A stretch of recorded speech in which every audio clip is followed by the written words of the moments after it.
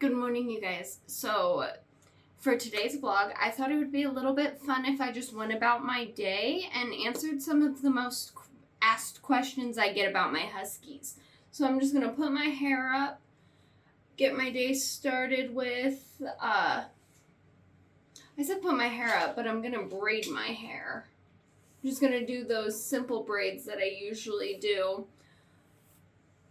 But I just thought it would be a lot of fun because I always get asked pretty much the same questions when it comes to my dogs. So I thought, maybe it'd be interesting to answer those. But I thought it would just be interesting to go through my day, get all the stuff I have to get done, and answer some of those questions. So I'm going to start with the most common question we get. And it always surprises me because, when I look at them, I don't ever see it, but also maybe as someone who doesn't own Huskies, people see it a lot. But I always get asked, are they wolves? None of our dogs are part wolf whatsoever. They are Husky mixes, but it's usually Storm is mixed with Labrador, and Hennessy's mixed with Australian Cattle Dog and Boxer. And we think Moto is mixed with Great Pyrenees, and Lily is a Husky Malamute mix. So none of them are wolf dogs, but that's a question we get asked all the time. So I'm going to continue doing my hair. The next clip, you guys will probably see me all completely put together and ready, as long as I can get there. Alright, you guys, makeup is done for the day, so we're going to move on to our next question and the next step of our day. Are your dogs loud? So, our boys, yes. Moto is very talkative. He will talk your ear off if you're willing to talk to him. Ripley will yell and bark only if he's not getting his way. He's also 6 months old, so he's still a puppy. As for Storm, is quiet unless you get in her boundaries and tick her off. After that, she's a little noisy, and she'll let you know, hey, you're doing something I don't like. Hennessy doesn't howl. She barks. Elkin sounds like a fox when she makes any type of noise. If you look up the sound that a fox makes, that's Elkin's howl. Lily is quiet until she wants something. Typically, it's attention. She's very easy to please. But I'm going to spray on some setting spray just so hopefully my makeup will hold a little bit better throughout the day.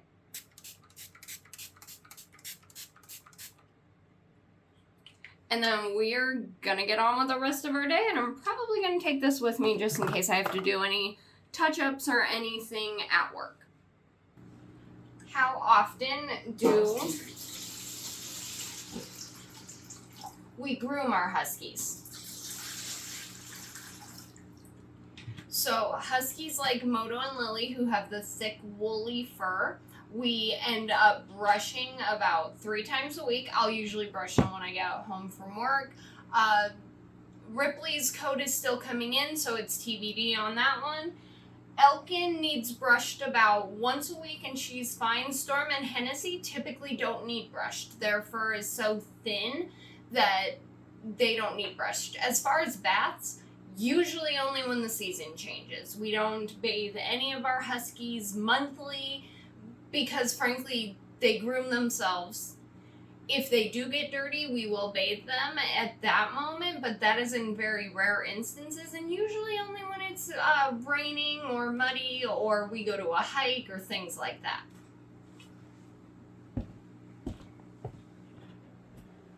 Why so many? So, for as long as Chris and I have been together, we have always had 6 dogs. And after losing Munster, we didn't think we were going to adopt another one. We thought that we were going to have our 5 babies, and that was going to be our life, and we were going to continue living this new normal of us being a family of 5 dogs. And then about a year had passed. We started to be able to talk about Munster without crying and be able to think of more of the happier times we got with him and how perfect he was. And we got to thinking, we are capable of taking care of 6 dogs. We know we can financially do it.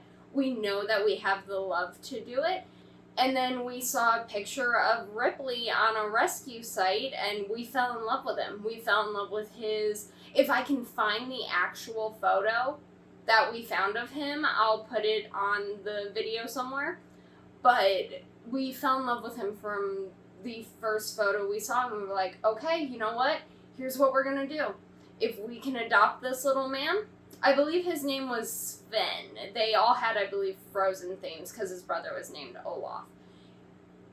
We decided if we weren't going to look at anyone else, if it wasn't in the universe's cards for us to adopt Ripley, then so be it. Do you only adopt Huskies? No, originally we didn't. Believe it or not, Hennessy was supposed to be nothing more than an Australian cattle dog, and she was supposed to be no more than 30 pounds. She now weighs 59 pounds. And before that, when she was at her healthy weight, she weighed 65.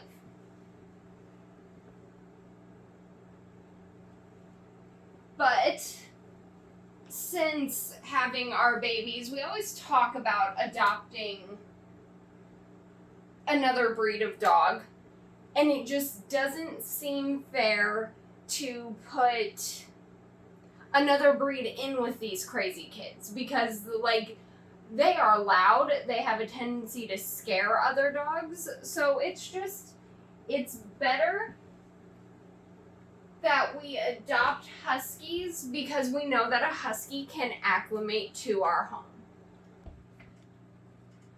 What is some advice I have for anyone wanting to adopt a Husky? That depends. Are you adopting a young Husky or are you adopting a adult? Because I'd give you 2 different sets of advice.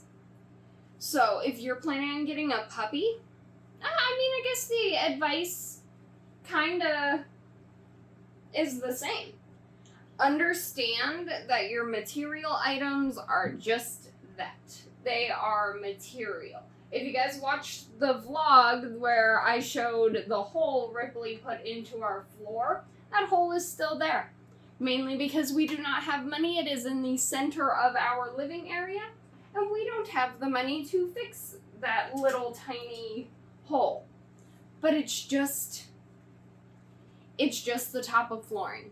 It's not like it's ripped up. It's just littlest hole from him chewing. And the same could be said about adopting an adult Husky, except the advice would be a little different. It is very hard to break bad habits in Huskies. They need a lot of patience. You need to understand that they are a very stubborn breed. And like Ripley is brilliant. He is so smart. He already knows how to sit, how to heel. He's learning lay down. That one's a little tricky for him. But he knows come. He knows how to jump up into my arms. So brilliant dogs. They're incredibly smart, incredibly bright. But they are incredibly stubborn. If they don't want to do what you're asking them to do, it's as simple as that, and they just won't do it. So my best advice I could give, a whole heck of a lot of patience. But in the end, so worth it. What is my favorite part about owning a Husky? I never feel as safe as I feel when I'm with Quasimodo. He is so protective over me that I can promise you, without a doubt, that dog would do anything if it meant keeping me safe. And I couldn't be more grateful for that. I appreciate that boy so much for that. What is some of my fears of owning Huskies? Because of what Munster went through, there you go, sweetie, there's your medicine. I have a fear of them getting hip dysplasia. and Hennessy going through IMHA has just solidified that I have a fear of them all getting sick. And of course, I am willing to go along that journey with every single one of them. Hi, you guys. So, we did a little bit of shopping for the kids today. I ordered this a few days ago. But, we spent about close to $60 a month on those stupid pee pads that are the one use, and I have hated them ever since we started using them, because it just seems so wasteful to be spending all of that money and to be wasting all of that, whatever that fabric is. So we bought, oh my god, some reusable ones, because we have two already, and I love them. I just take them outside, I spray them off, and then I bring them in, throw them in the washer, and they're pretty much good to go after that. But, I thought, like, we're talking about the kids and all of that, and I'm answering questions about them, I might as well show you guys a haul of what we got for them. I got myself some stuff in this haul, too, but none of that's really important, or what you're here to see. I mean, unless you want to see more hauls of things that I get, because I can definitely do that for you guys. I need a box cutter of some sort. Oh, box cutter. So, they're pretty self-explanatory. It's just a piece of fabric, but I wanted to see how old these do actually seem fairly large. Yeah, so it's just basically a pee pad. It's just something that the kids can, you lay on the ground and the kids can pee on, and then you spray it off, you clean it, and I wonder if it's, oh, it actually, so I just laid it on the ground to see if it was, like, slip resistant, and, like, these little ridges on the back actually seem to hold it pretty well. I'm going to use these to, well, Ripley, get off her head. I'm going to use these tomorrow, though, and I'll let you guys know how they work, because that's, like, I got 4 of them for $30. I think it was, like, 33 and some change. But, so, that's not all I got.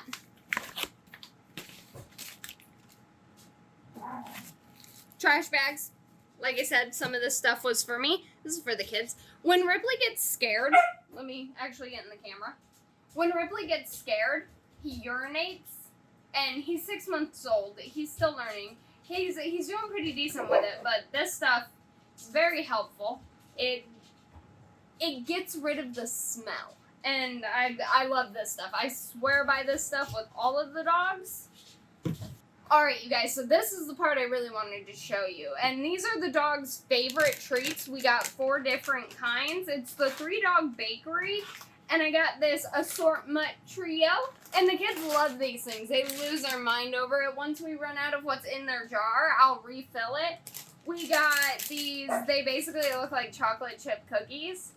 And the kids love them. And so you can't go wrong with that. The Licking Crunch, which is basically like a birthday cake Oreo, which is awesome. I can't wait for the kids to try those. They haven't.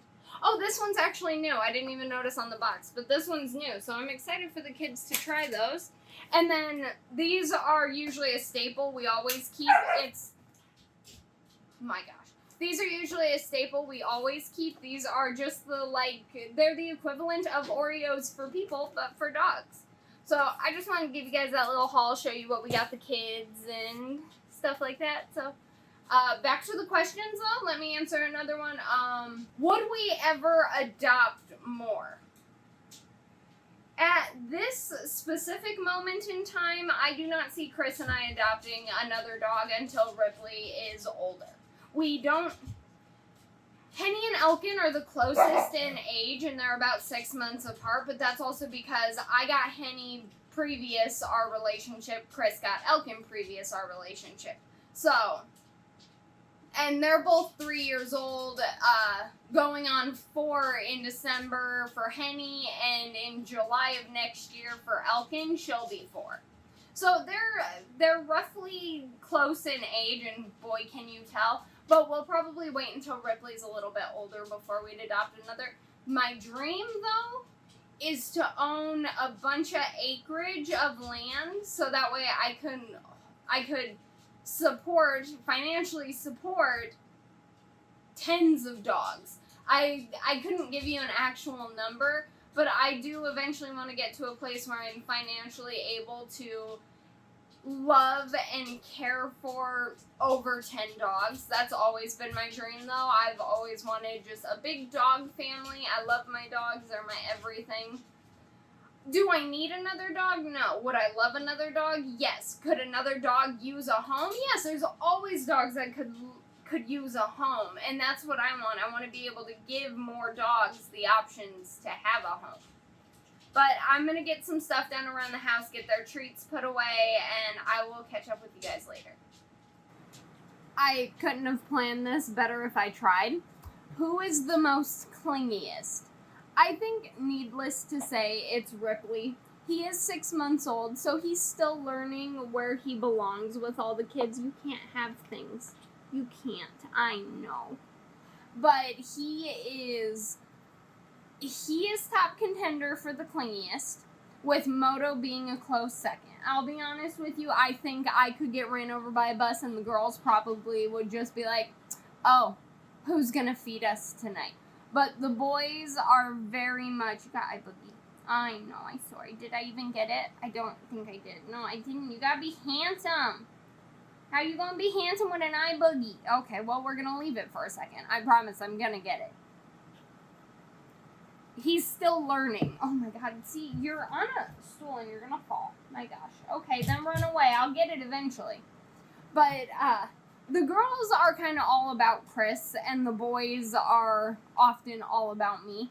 So, the boys are, for the most part, the clingiest.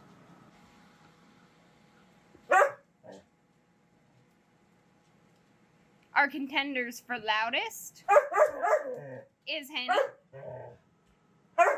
or that boy over there. But as of right now, Henny. I think we are going to end this video with one final question. This question often upsets me. How much money do you spend on your dog before you call it quits? And I have had it worded exactly that way to me. And every time I get asked that question, my heart breaks a little bit. Because as long as my dog's quality of life has not gone down and they can still live their life, there isn't a price. I've talked about it quite a bit on the channel. We had to make the decision to put Munster down, and the vet had to slap us with the hard truth. She had to practically throw the hammer down with us and tell us the only thing we would be fighting for would be to get him back to last week. And that's what we'd be fighting for every week.